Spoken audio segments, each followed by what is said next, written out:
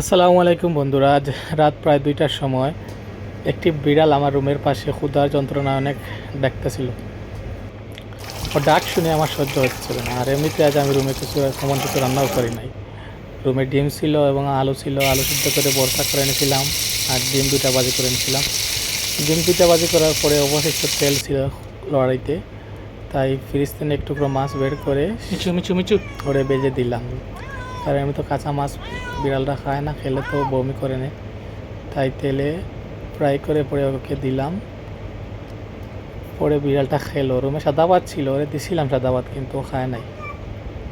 এমনভাবে ডাকতেছিল আর ওর ডাক শুনে আর সহ্য হইতেছিল না। পরে ঘুম থেকে উঠে ওরে এক টুকরা মাছ ভেজে দিলাম।